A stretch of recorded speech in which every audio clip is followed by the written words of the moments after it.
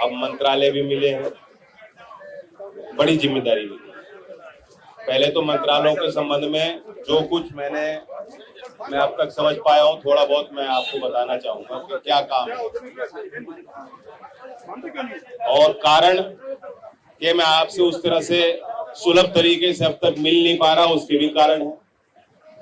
अभी बजट का सत्र होना है, क्योंकि सरकार जब बनी नहीं थी, चुनाव का समय था, उस समय एक बजट पे जो है पारित हुआ था, लेकिन अब बजट दोबारा नए सिरे से बनेगा तो उसकी एक बड़ी लंबी प्रक्रिया होती है। हर मंत्रालय अपने अपने प्रस्ताव तैयार करते हैं।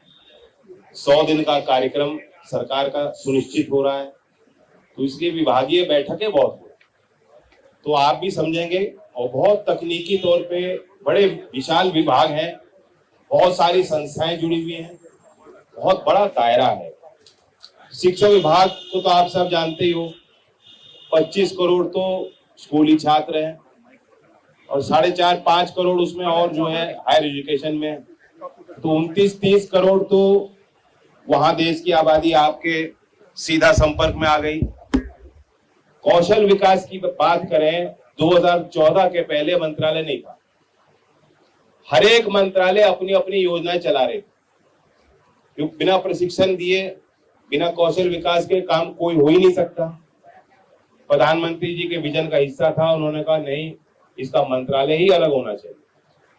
अनेकों मंत्रालयों से आपका काम है, आज भी मंत्रालय हमारा अलग है, स्वतंत्र प्रभार मुझे दिया गया है, सौंपा दिया है, लेकिन कृषि मंत्रालय से लेके रक्षा मंत्रालय तक ऐसा कोई मंत्रालय नहीं जिसका आप काम ना कर रहे हो। और इसमें भी कई संस्थाएं जुड़ी हुई हैं, कई योजनाएं हैं। प्रधानमंत्री कौशल विकास योजना है, जो बड़ी महत्वाकांक्षी योजना है। जन सुरक्षा संस्था है, 15,000 देश में ITI हैं। अप्रेंटिसशिप का एक प्रमोशन का राष्ट्रीय कानून है। और फिर पब्लिक प्राइवेट पार्टनरशिप में एक संस्था है NSDC, national skill development corporation. ये 3.5 करोड़ लोगों को अभी तक प्रशिक्षण दे चुकी है। 6 करोड़ 2030 तक 6 करोड़ छात्रों को, लाभार्थियों को प्रशिक्षण देने का टारगेट है। और बता दो, जो लोग कहते हैं, मैं भी सोचता था कि ट्रेनिंग हो जाती है लेकिन नौकरी नहीं लगती। 3.5 करोड़ में 1 करोड़ तो वो है जो ऑन जॉब ट्रेनिंग, जिन पे नौकरी उनकी लगी हुई है। 2.5 करोड़ में भी लगभग 94 लाख लोगों की नौकरी लगी है, ये ट्रेनिंग हासिल करने के बाद 1 महीने के अंतराल में।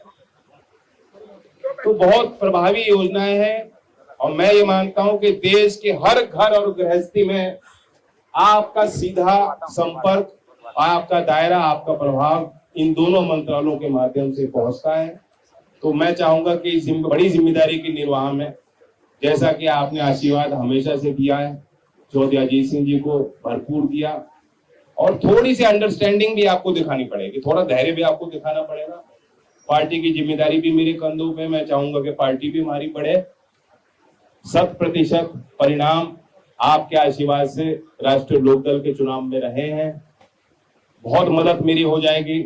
2 काबिल सांसद हमारे बन गए हैं, वो भी फर्स्ट टाइम सांसद हैं, उनके साथ भी धैर्य का बर्ताव करना, खासतौर से बागपत वालों को कह रहा हूं मैं। ये मत कहना भाई सांगवान में तो हम तो 24 से मिलेंगे।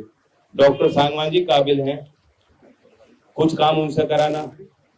और मैं अपने कार्यकर्ताओं से बेहद उम्मीद करता हूं कि जैसा कि मैं सीख रहा हूं, कौशल विकास मंत्रालय के बारे में थोड़ी बहुत जानकारी मैंने दी है, और समय के साथ विस्तृत जानकारी हम अपने कार्यकर्ताओं को भी देंगे, ताकि अपने क्षेत्र में, अपने परिवारों में हमारे जो छात्र, मेधावी छात्र हैं, नौजवान हैं, जो लाभार्थी होने चाहिए और किसी कारण से नहीं बन पा रहे, उनको जानकारी नहीं मिल पा रही, उन तक भी पूरी जानकारी पहुंचे और अपने अधिकार के लिए वे खुद प्रेरित हो और आगे आ पाए, सक्षम हो। इसलिए हमारा कार्यकर्ता, क्योंकि जब मैं नहीं होऊंगा क्षेत्र में, कोई कहेगा भाई लोकदल के हो आप अध्यक्ष, आप बताओ क्या हो रहा है मंत्रालय में, और पत्रकार जो ये माइक थमा के आप बताओ क्या हो रहा है सरकार में, क्या क्या कर रहे हैं आप लोग। तो थोड़ी बहुत जानकारी सबको होनी चाहिए। ये अवसर है, बहुत सालों बाद हम लोग केंद्र सरकार में लोकदल की थोड़ी सी भूमिका है, और राज्य सरकार में थोड़ी सी भूमिका है। आप आशीर्वाद देंगे तो जिस तरह से बढ़त हमने हासिल की है, इसी रास्ते पे हम लोग चलेंगे, विधिवत चलेंगे।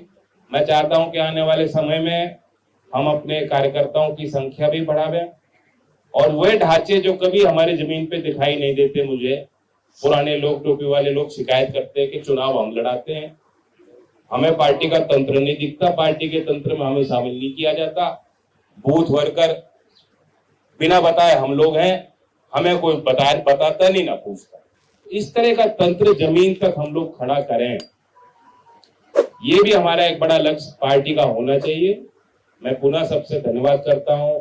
आज पहली बार ही मैं मंत्री बनने के बाद यहाँ मिल पा रहा हूं और समय के साथ आज क्योंकि बहुत लोग आ गए, इतने लोग तो मुझे लगता है राष्ट्रपति भवन में नहीं आ पाएंगे, अभी सड़कों पे घूम रहे लोग, जगह छोटी, थोड़ा हमारे ऑफिस के लोगों को भी समय देना व्यवस्था बनाने में। और आज जो भी शिकायतें होंगी, जब व्यवस्था हमारी दुरुस्त हो जाएगी, कोई शिकायत लेके घर लौटेगा नहीं, ऐसी व्यवस्था हम बनाएंगे। अब योगेंद्र जी की जिम्मेदारी हमारी है, इनका कुर्ता मत फाड़ना। अभी जैसा कहे वैसा करो। धन्यवाद।